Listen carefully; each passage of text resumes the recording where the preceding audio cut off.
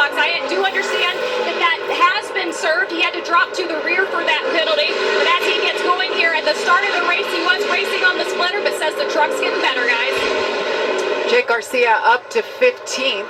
And Ty Majeski, of note, he took the wave around after that round of stops. Remember, he had to come down pit road about 4 laps before the end of the stage for a tire that had been cut because he ran over some debris.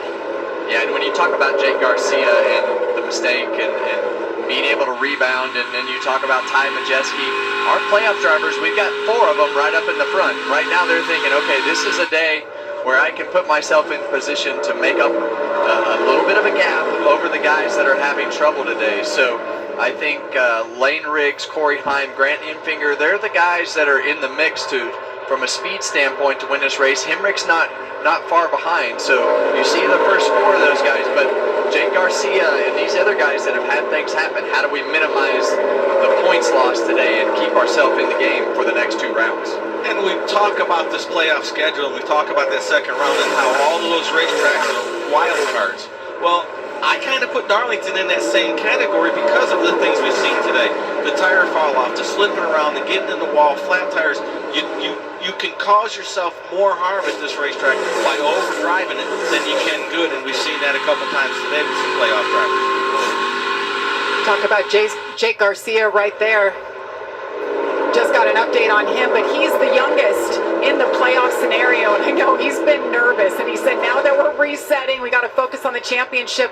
There's nerves, and not to mention, we're kicking off the playoffs for the first time ever at Darlington. To your point, Todd, I mean, it takes a lot of experience to figure this place out, and then you have Jake Garcia who's just trying to hang on here. And you know, we watched Jake last week, and I mentioned this yesterday. I actually told Jake this. I think last week at Richmond was probably the smartest race that he has raced in his career.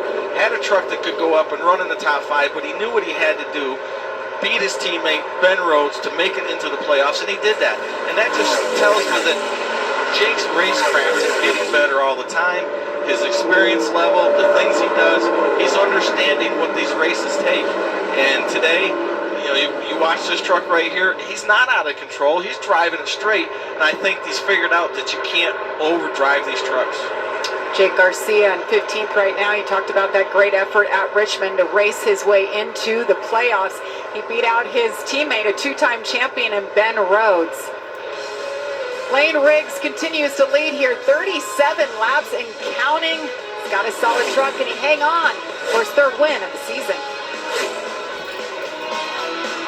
More this run than it did the last run, so good job by those 34 guys in making great adjustments, Todd.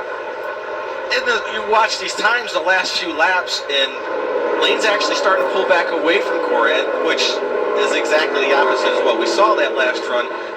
Crew Chief Dylan Capello, he's a smart guy.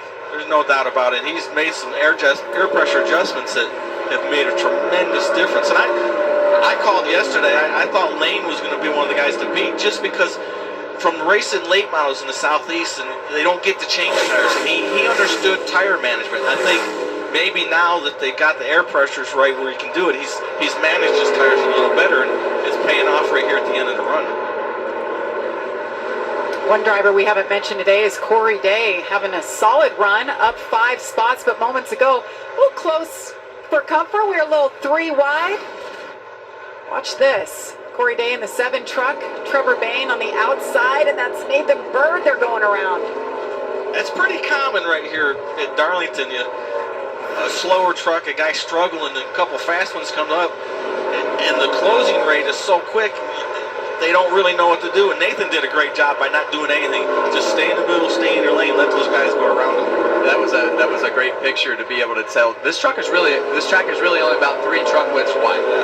There is not a lot of room on the racing surface, and it's really hard to tell how narrow it is actually on TV. But when you're in that race vehicle, man, does it feel narrow. Because it is. Very narrow. As Corey LaJoy goes around Tanner Gray, picks up that 6th spot.